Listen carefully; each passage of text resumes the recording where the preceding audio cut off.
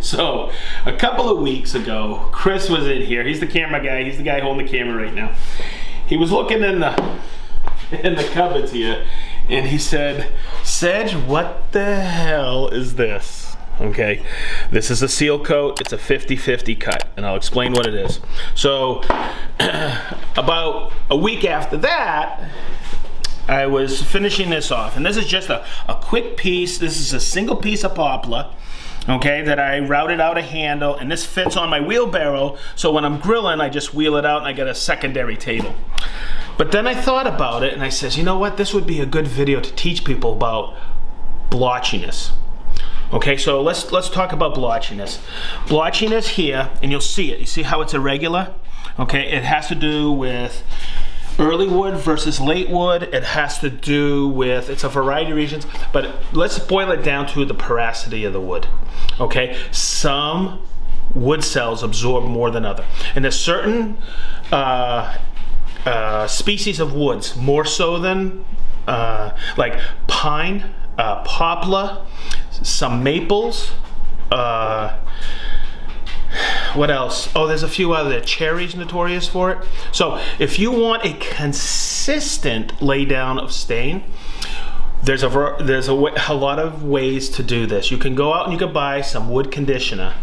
Okay, I basically make my own wood conditioner right here. I call it a seal coat. Okay, now that wood conditioner will help block some of the, it's an extra step, but it'll help block some of that blotchiness. Okay, so let's just look at what happened. I did this sample, and you can see it's the same stain I used on here. Okay, but you can see where I don't have that much blotchiness. So what you gotta do, and what a barrier coat, seal coat, wash coat, whatever you wanna call it, it will block or seal off some of the pores. So there's a couple other ways too. Like there's a table I have where, you know, end grain, you know how that sucks up a ton of stain, right? Or the pigment, right? So what you can do is you can put the seal coat on here as well, and it'll make it look like the top. Okay, so what I always tell people is do a strike on a piece of the same material, like this is from the same board. Okay, so make a strike to see if that's what you like. Now the stain I used on this is I had this.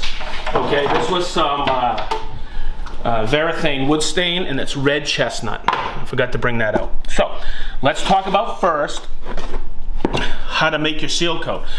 I've used this for years. It's Zinza. It's shellac. Okay, and they call it seal coat, but that to me is too thick.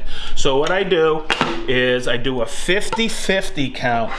50 of, and I measure it out pretty accurately. These cups are a dime a dozen on Amazon, and also with denatured alcohol, because that's the medium that's in shellac. That's how you break it down. Okay, so it's a 50-50 cut of seal coat.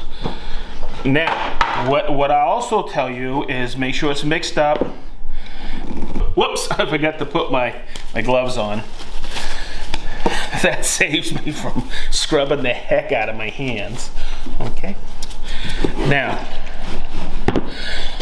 you open it up, and shellac's pretty forgiving. And when I say very forgiving, it's quick. It dries very quick.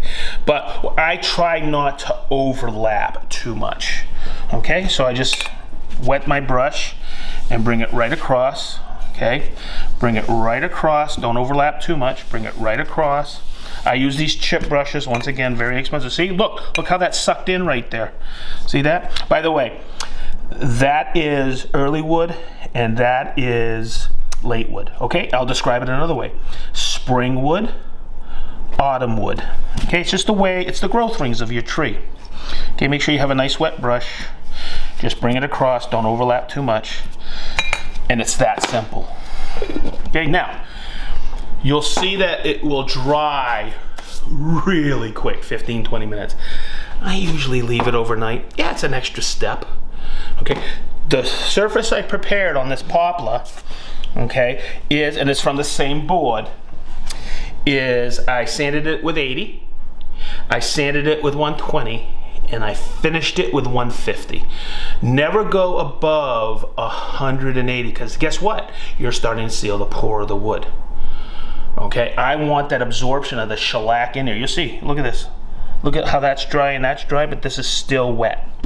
I leave it like that, I let it absorb in there, and then what I do after that is the next day, maybe 12 hours from now, I'll take a sander and I'll put 180 on there, and I'll take one pass by it, and that's it.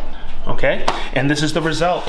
You'll go from this blotchy piece of poplar to this really nice looking grain. And I'll tell you what, when you get certain maple, it has some really beautiful grain in there. Majority of the time, I'm sealing it with a seal coat that I mix up myself. So hopefully that's just the beginning of some of the finishing we'll talk about that I grew up with. Shellac is a wonderful, wonderful seal coat, and here's the kicker on it. You can use an oil base on top or a water base. That's how forgiving it is. So I thought I'd just add that in there. And guys, I'm gonna tell you right now, this is about the best book. My mentor told me when I first went into the shop that he had, he gave me this book. He said, read this book. This is the Bible. This is Understanding Wood Finishes by Bob Flexner. And if you read that end to end like I have, you will not fear finishing. Okay? Oil and water don't mix, but shellac is the forgiver. So thanks for tuning in. Don't forget to be positive and stay sharp.